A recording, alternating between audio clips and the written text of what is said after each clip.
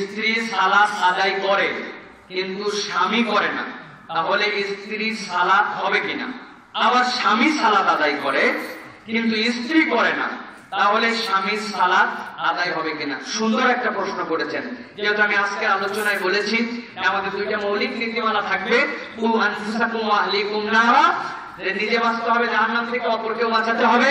আর 2 নম্বর তাআওয়ানু আলাল বিররি ওয়াত তাকওয়া ওয়া লা তাআওয়ানু আলাল ইসমি ওয়াল উদওয়ান, আমরা ন্যায়ের পথে সহযোগী হব, অন্যায়ের পথে অসহযোগী হব। তাহলে স্ত্রী নামাজ পড়ে কিন্তু স্বামী পড়ে না, তার নামাজ হবে কিনা? হবে। কোরআন আমাদেরকে সুস্পষ্ট বলতেছে, আল্লাহ রাব্বুল আলামিন বলেছেন তোমাদের ছেলেদের ভালো তাদের জন্য, মেয়েদেরটা মেয়েদের জন্য। আল্লাহ কারো জন্য কারোটা বাদ দিবেন না, তবে আল্লাহ ধরবেন কিভাবে? স্বামী তুমি নামাজ পড়ো, বউ নামাজ পড়ে না, তোমার অধীন করা হয়েছিল, তুমি তাকে নামাজি বানালে না কেন? ঠিক না? কিন্তু বউকে ধরা হবে না। বউ মহব্বত করে বলবে, স্বামীর পা জড়ায় ধরবে, ঠান্ডে বসে থাকে, তুমি নামাজ পড়ো, আমি তোমার জান্নাতে তোমাকে সাথে চাই। তারপরেও যদি না পড়ে আল্লাহ স্ত্রীকে ধরবে না। কিন্তু স্বামী পড়ে, বউ পড়ে না, তুই একবার বলছে বলে বললে পড়, না বললে না পড়। আল্লাহ বলছেন জি না, তোমাকে তার অধীনস্থ করা হয়েছিল, সুতরাং অবশ্যই তাকে পড়াতে হবে এবং চেষ্টা করতে হবে। প্রিয় ভাইরা, 2 নম্বর, জন্ম নিয়ন্ত্রণ করা কি শিরক না অন্য গুনাহ? অনেক ব্যাখ্যা সাপেক্ষ প্রশ্ন প্রিয় ভাইরা, এটার উত্তর আমি আমার পেজে অনেকবার দিয়েছি, তারপরে সংক্ষিপ্ত ভাবে বলি। শরীয়তে সাহাবায়ে কেরাম থেকে এটা আসছে। সাহাবীরা আসলেন আল্লাহর নবীর কাছে, আসার পরে বললেন ইয়া রাসূলুল্লাহ, আমি আমার স্ত্রীর সাথে আজল করি। কি করি? আদলের ব্যাখ্যা কি? যখন চূড়ান্ত আবেগের মুহূর্ত আসে, বীর্যটাকে আমি স্ত্রীর ভিতরে না প্রবেশ করিয়ে বাহিরে ফেলে দেই। আল্লাহ নবী বললেন তাকে যে তুমি যেটা করো তোমার স্ত্রীর জন্য কষ্ট, সেটা তার হক নষ্ট হয়, কিন্তু এটাকে নবী নিষেধ করলেন না বা এটা খারাপ বা গুনাহ বললেন না। এর দ্বারা একজন ওলামায়ে কেরাম বলছেন যদি প্রয়োজন পড়ে, স্ত্রী যদি অসুস্থ হয়, এক সন্তানের মধ্যে আরেক সন্তানের বিরতিতে যদি তার সমস্যা হয়, শারীরিক স্বাস্থ্যহানি, জীবনহানির সম্ভাবনা থাকে, সেই ক্ষেত্রে জন্ম নিয়ন্ত্রণ বা কিছু একটা পদ্ধতি বা পরিকল্পনা গ্রহণ করা শরীয়তে নাজায়েজ নয়। কিন্তু কোনো কারণ নাই, আপনি মনে করছেন 2টা সন্তান হলে ভালো, একটা হলে আরো ভালো, আমার তো মনে হয় না হলেই বলে এখন ভালো, নাকি? নাই প্রিয় ভাইরা, জি না। আল্লাহর প্রতি তাওয়াক্কুল করেন। আল্লাহ বলছেন ওয়া মা মিন দাব্বাতিন ফিল আরদি ইল্লা আলাল্লাহি রিজকুহা। আল্লাহু আকবার। আল্লাহ বলছেন এই পৃথিবীতে একটা আমি কোনো প্রাণ পাঠাই নাই যার রিজিকের দায়িত্ব আমি আল্লাহ নেইনি। আপনি সন্তান নিচ্ছেন রিজিকের ভয়ে, আল্লাহ রাব্বুল আলামিনের সাথে তখন বোঝা যাবে যে আপনি খানেওয়ালা আল্লাহ ছাড়াও নিজেকেও মনে করেন, তখন এটা শিরিক হবে। ঠিক কি না? এই জন্য মাসলা বুঝতে হবে। ডাইরেক্ট কেউ জন্ম নিয়ন্ত্রণ কোনো কারণে করছে, আপনি বলছেন তুই শিরিক করেছিস, এটা বলতে যাবেন না। হ্যাঁ ভাই, এটা একটু ব্যাখ্যা সাপেক্ষ, আলেম ওলামার কাছ থেকে আরো ভালোভাবে বুঝিয়ে দিবেন।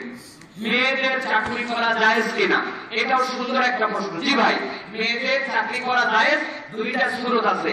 একটা হচ্ছে যে মেয়ে পর্দা, পর্দা, শরীয়ত, ইসলাম সব মানে, এবং স্বামীর যা কামায় তাতে স্বামী মনে করে সেও যদি অংশগ্রহণ করে আমার জন্য ভালো, তবে মেয়ে বাধ্য নয়। শরীয়ত বলতেছে মেয়ে যদি বাপের বাড়ি থেকে 1000 বিঘা জমি নিয়ে আসে, 1 কোটি টাকার মালিক হয়, 5 লক্ষ টাকা গাড়ির মালিক হয়, কিন্তু স্বামী মোটামুটি দিনে 500-600 টাকা কামাই করে, স্ত্রীকে বলতে পারবে না তোমার ওইগুলা থেকে আমার জন্য একটু ব্যয় করো। জি না। স্বামী বিয়ে করলো মানে স্ত্রী ভরণ পোষণের জিম্মাদারি ফরজ হলো তার উপরে। সুতরাং আপনার যদি চলে আলহামদুলিল্লাহ কোনো সমস্যা নাই, তারপরেও সংসার আরো বেশি হয়, চাকরি হয়। এই জন্য বইয়ে বলে তুমি পড়ালেখা এমনি করছো নাকি, যাও চাকরি করো, যাও হবে। এই চাকরি করা মেয়েদের জায়েজ নাই। ভালো করে বুঝেন, এই চাকরি করা মেয়েদের জায়েজ নাই। কিন্তু মেয়ে চাকরি করতে পারে শরীয়তের পর্দার বিধান, শরীয়ত মেনে, ইসলাম মেনে যদি চাকরি করবে, ব্যবসা করবে, ড্রাইভিং করবে, বিমান চালাবে, ইসলাম বাধা দেয় নাই। মাসলাটা আরো খোলাসা হবে, বৃহৎ পরিবারে বুঝে নেবেন সংক্ষিপ্ত সময়। লাস্ট প্রশ্ন, এক মুসলমান আরেক মুসলমানের সাথে দেখা হলে সালাম দিতে হবে, কিন্তু শুনেছি বিদআতি ফাসিককে সালাম দেওয়া ও সম্মান করা যাবে না। সমাজের চারপাশে তো অধিকাংশই বিদআতি, তাহলে কি করব? সালাম দেওয়া কি বন্ধ করব না চালিয়ে যাব? সাংঘাতিক প্রশ্ন প্রিয় ভাইরা। আমাদেরকে শয়তান নানাভাবে আমাদেরকে জিম্মি করতেছে এখন। প্রিয় ভাইরা, রাসূলুল্লাহ সাল্লাল্লাহু আলাইহি ওয়াসাল্লাম থেকে প্রমাণিত যে রাসূলুল্লাহ সাল্লাল্লাহু আলাইহি ওয়াসাল্লাম জানতেন যে মদিনা শরীফে কতগুলো মানুষ আছে, আল্লাহ ওহী করে জানাইছিলেন ওরা মুনাফিক, আল্লাহর পক্ষ থেকে ঘোষিত, ওদের মুখের চরিত্র এক, মনের চরিত্র এক, নবীর পিছনে নামাজ পড়ে কিন্তু মুনাফিকি করে। আব্দুল্লাহ ইবনে উবাই ছিলেন, আল্লাহর নবী তার জানাজা পর্যন্ত চলে গেছেন, তারপরে বলছেন আমি তার জানাজা পড়াবো, কবর দেব, তাও থেকে মুক্তি পাই। নবী তারপরে সালাম বন্ধ করেননি। আর আপনি আপনার মাধ্যমে একটাকে বেদাত বলতেছেন, উনি উনার মাধ্যমে চিন্তা করছেন ওটা তো উনার পক্ষে বেদাত, আমার পক্ষে বেদাত না। তাহলে বেদাত তো আমাদের কাছে এখন পরিষ্কারই করা হয় না, ঠিক না? প্রিয় ভাই, সুতরাং এইগুলা বলে আগে আগে মানুষকে দূরে ফেলে দিয়ে না। ধরেন কোন একটা মানুষ সত্যি বেদাত করে, আপনি সালাম দেখা ছাড়া সব বন্ধ করে দিলেন, ও কি করবে?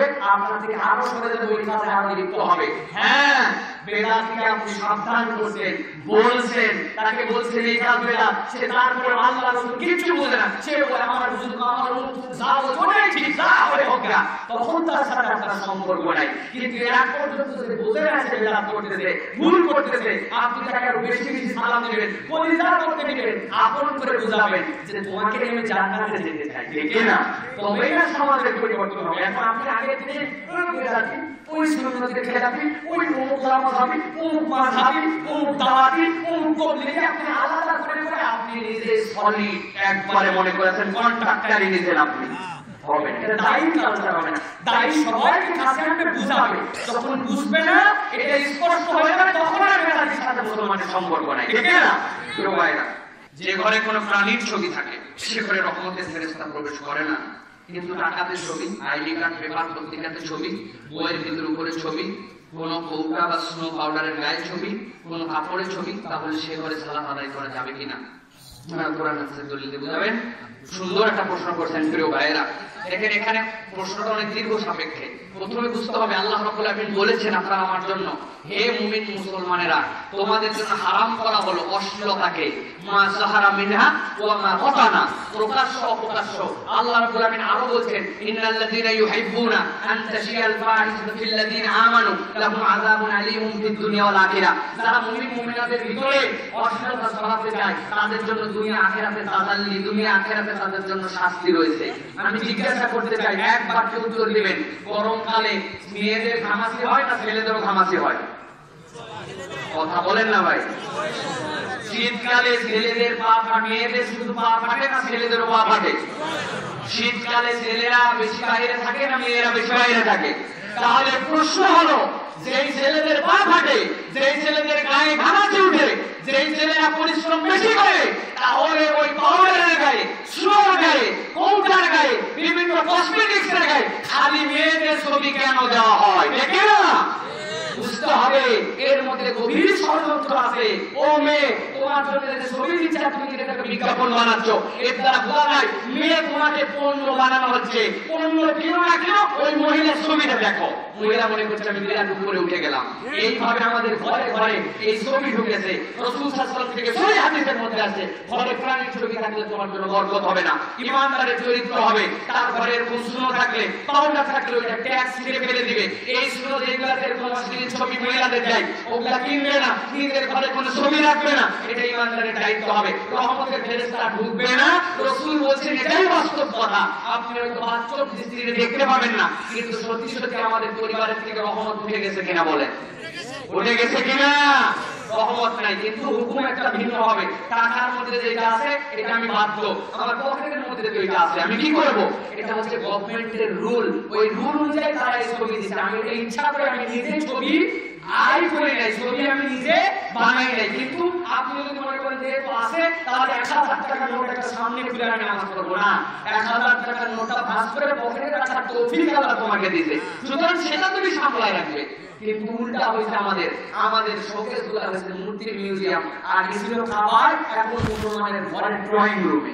মূর্তি, ছবি, এইগুলাতে ভরে গেছে। জি না ভাই, এগুলাতে পরহেজ থাকতে হবে। এইটা থাকলে ওলামায়ে কেরাম বলেছেন নামাজ মাকরুহ হবে। আর এইটা জানা শোনার পরেও না শোনায় যদি মনে করেন যা হয় হোক, নবীর সুন্নাত মানলাম না, একটা হুকুম না মানলে কি হবে?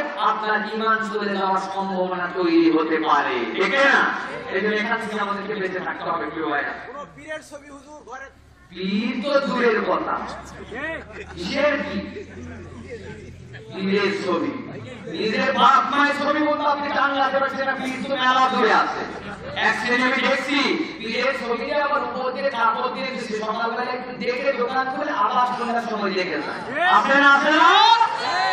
এবাদত কুরবান দেখে এরা হচ্ছে মানে জাহের মুরাক্কাব। জাহের মুরাক্কাব কাকে বলে জানেন? একে তো নিজের মূর্খ, ওদের কাজ করতেছে ভুল হচ্ছে, ওইটাও জানে না, দুইটা ভুল একের উপর।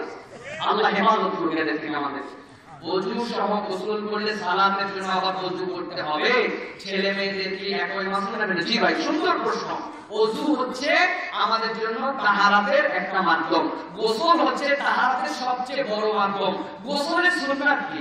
গোসল করতেছেন, আপনার ফরজ হোক নফল হোক যাই হোক, আপনি গর্ভের সাথে কুলি করলেন, দুইটা হাত ধরে মুখ ধুলেন, পুরা গায়ে পানি প্রবাহিত করে দিলেন, শেষে উঠে আসার সময় একটু দুই পায়ে পানি দিয়ে উঠে আসলেন। এইটা যদি করতে পারেন আপনার গোসলের দ্বারা ওযু হয়ে গেছে। নতুন করে আপনাকে গোসলের পরে ওযু করতে হবে না।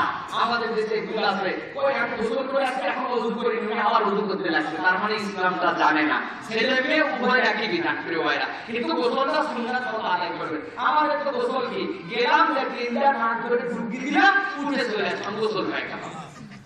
ডুবকি দেওয়া গোসল করেন না, ডুবকি দিয়ে গোসল করেন, কিন্তু একটু হাতটা ধন, নাকটা পরিষ্কার করে, মুখটা ধন, এরপরে দুই হাতে একটু ধুয়ে তিনটা ডুবকি দিয়ে ওঠেন, ওঠার সময় একটু পাটা ধুয়ে চলে আসেন, আপনি আসলে আল্লাহ রাসূলের সুন্নাত সম্মত গোসল আদায় করলেন। আল্লাহ কবুল করবে, আল্লাহুম্মা আমিন। লাস্ট না, ছেলে মেয়েদের শুকনা গোবর পুড়ে রান্না বান্না করা যাবে কিনা? যাবে ভাই, কোনো সমস্যা নাই, শুকনা গোবর পুড়ে রান্না বান্না করা জায়েজ আছে প্রিয় ভাইরা। এটা আর রাকাতে শেষের রাকাত পাইছেন, আপনার কয় রাকাত বাকি আছে? কথা বলেন। 3 রাকাত। কিভাবে করবেন? ইমাম সাহেব 4 রাকাত নামাজ পড়ার পরে বসে পড়ল, আপনি ইমামের সাথে বসে পড়লেন। বসার পরে ইমাম সাহেব আত্তাহিয়াতু পড়তেছে, আপনি আত্তাহিয়াতু দরুদ সব পড়তে পারেন, এটা আপনার সওয়াব হবে, গুনাহ নাই। কিন্তু আপনাকে বাধ্য নয়, আপনার যেহেতু এটা প্রথম আপনি বৈঠকে বসেন, আপনি আত্তাহিয়াতু পর্যন্ত পড়েন, পরে আপনি চুপ করে থাকেন, আপনার সমস্যা নাই। ইমাম সালাম দিলেন, আসসালামু আলাইকুম ওয়া রাহমাতুল্লাহ, আসসালামু আলাইকুম ওয়া রাহমাতুল্লাহ, আপনি উঠে দাঁড়ায় গেলেন। দাঁড়ায় যাওয়ার পরে আপনি সূরা ফাতিহা পড়লেন, আরেকটা সূরা মিলালেন। কি জন্য? ইমামের শেষ রাকাত আপনার, ইমামের শেষ রাকাত আপনার প্রথম রাকাত। এখন আপনি দ্বিতীয় রাকাত পড়তেছেন, দ্বিতীয় রাকাতে সূরা মিলিয়ে আপনি রুকু করে সিজদা করে আপনি আবার বসে গেলেন। আপনার প্রথম বৈঠক হলো এটা, বুঝছেন? এরপরে বাকি 2 রাকাত যেরকম করে পড়ে নিলেন, বাকি 2 রাকাত করে সালাম ফেরালেন। ক্লিয়ার কথা, বুঝছেন? আলহামদুলিল্লাহ, আল্লাহ কবুল করুক। আল্লাহ রাব্বুল আমিন আমাদেরকে দ্বীন বুঝার তৌফিক দান করুন, আল্লাহুম্মা আমিন। আল্লাহ রাব্বুল আমিন যারা মাহফিল আয়োজন করলো, উদ্যোগ নিল, কষ্ট করলো, আল্লাহ সকলকে কবুল করুন, আল্লাহুম্মা আমিন।